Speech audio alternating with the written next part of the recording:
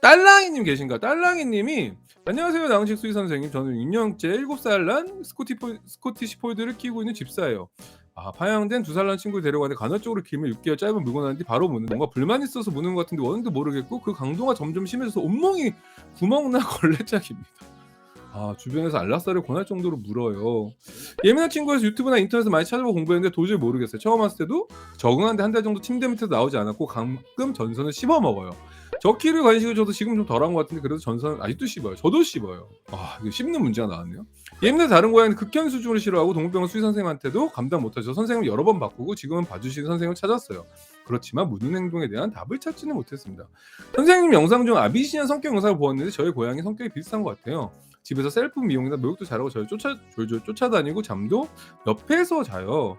병원에 가거나 흥분한 상태에서도 제가 만지는 거 허락할 정도 신뢰가 있다고 생각하는데 자려고 누웠을 때 진짜 죽일 듯이 뭅니다. 이게 간헐적이어서 저를 가까이서 빤히 보고 있으면 너무 무서워요. 언제 왜 무는지를 몰라서 동영상 촬영이 가능할지 모르겠지만 너무 고치고 싶어요. 식탐에 강해서 훈련도 잘 되는 편이에요. 원인과 방법만 안다면 고칠 수 있을 것 같은데 저희 지식으로 힘드네요. 도와주세요 선생님.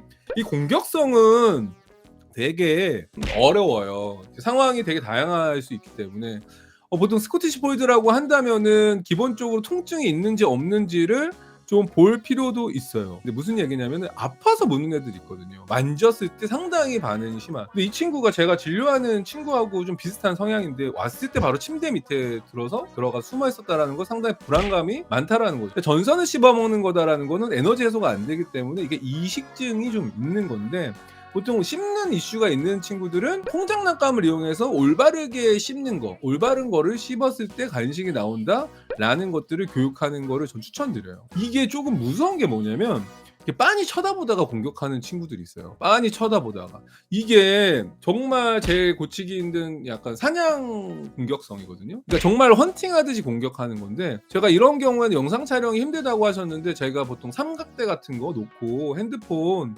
이게 영상 틀어놓고 한번 그 상황을 찍어보시는 것도 나쁘지는 않아요. 그래야지 정확하게 그 친구의 표정 아니면 나를 노려봤을 때 표정이 어떤 표정인지 두려워하는 표정인지 아니면은 좀 적극적인 공격성이 있는 표정인지를 조금 판단할 필요가 있다. 사냥 공격성은 정말 고치기가 힘든 질환이고 그냥 공격성의 경우에는 방어적인 공격성은 기본 교육, 안정화 교육 하면서 개선시킬 수도 있어요. 약 먹고 하면은. 근데 아예 사냥 공격성은 아예 사냥감으로 생각하고 덮쳐는 거기 때문에 이 부분에 대해서는 좀 감별 진단이 좀 필요하지 않을까 싶네요.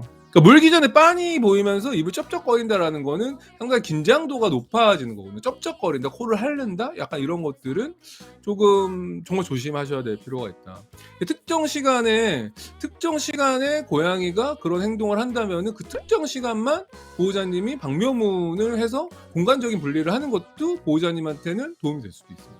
네. 달콤한 사랑님도 질문을 주셨는데 제발 도와주세요. 남편이랑 저랑 같이 일을 하러 가면 고양이 혼자 집에 있는 게 불쌍해서 합사 영상 같은 거에서 지식을 첫째 입양해 온 집에서 새끼 길고양이를 데리고 왔는데요. 키가 힘들다면 저희 집에 데려왔어요. 건강하다고 해서 데리고 왔는데 첫날부터 개구호흡 같아요. 개구호흡하고 눈물도 많이 흘리고 해서 다음날 개호흡이라고 적어줘가지고 개호흡은 뭘까라고 순간 생각했습니다. 개호흡은 뭘까? 이게 개호흡인가? 약간 개구호흡이겠죠? 네. 그래서 눈물도 많이 흘리고 해서 다음날 병원에 데려가 보니까 폐렴에 피부가 심하게 걸린 아이였습니다. 불쌍해서 병원 다니며 정성스럽게 보살펴줬더니 금방 회복도 좋아졌는데 큰애하고 합사도 데리고 온 날부터 냄새 경환도 그냥 풀어놓고 시작했는데 처음에 하악지부터 하고 냄새 먹고 도망가고 하더니 어느 순간 둘이 서로 핥아주고 하기로 사이가 좋은지 알았어요. 둘째가 거의 치료가 끝나갈 때쯤 첫째가 스트레스를 많이 받았는지 밥도 안 먹고 둘째가 옆에 오면 물고 때리고 하악질이 점점 심해지더라고요. 둘째는 큰애한테 덤비고 때리고 도망가고 큰애 밥도 다 뺏어 먹고 성격을 활발한 반면에 첫째는 이름대로 약간 소심하고 도도한 성격이라 둘째가 하는 행동들이 다 마음에 들지 않는 듯 자리도 피하고 도망다니고 요즘에 턱드름까지 걸려서 더 예민해진 상태인 것 같은데 둘이 친해진 조짐도 보이지 않고 첫째가 살도 많이 빠지고 개냥이었던 아이가 숨어있고 밤마다 울고 있어요. 밥을 줄 때 둘째가 안 보이면 급하게 먹다가 둘째가 보이면 밥도 안 먹고 한숨 쉬는 것처럼 소리를 내며 자리를 피해버리고 옆에 오죠 주주주주 이게 지금 내용이 좀 많습니다. 첫째는 14개월쯤 된 도도고요. 둘째는 6개월 정도 된 별이에요. 둘 다 수컷이고 중성화 수술도 끝낸 상태랍니다.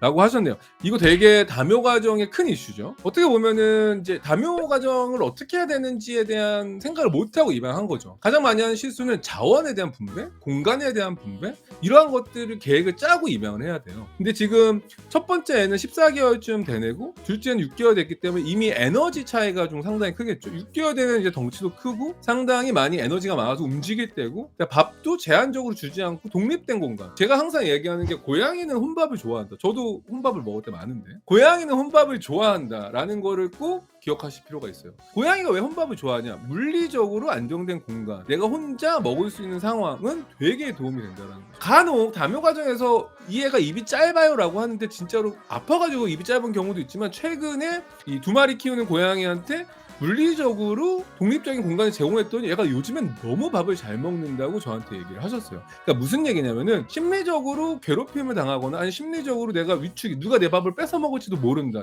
내가 밥을 편하게 먹을 수가 없어. 소세지가 하나 남았는데 이걸 뺏어 먹을 거 같아요. 소세지를 엄청 좋아하니까. 특히 분홍 소세지 좋아하는데. 아무튼 그런 상황이면 고양이들이 밥 숟가락 놓는다, 자리를 뜬다, 아니면 밥을 깨작깨작 먹고 눈치 보면서 먹는다. 특히 화장실, 밥 먹는 곳, 쉬는 곳을 침해당했을 때 이 첫 번째 고양이는 상당히 스트레스를 받을 수도 있다라는 거를 기억하시고, 물리적으로 혼자 먹게끔 제한급식을 좀 해주고 나머지 먹이장난감, 그러니까 되게 독립된 공간을 주는 게 도움이 되지 않을까 싶어요.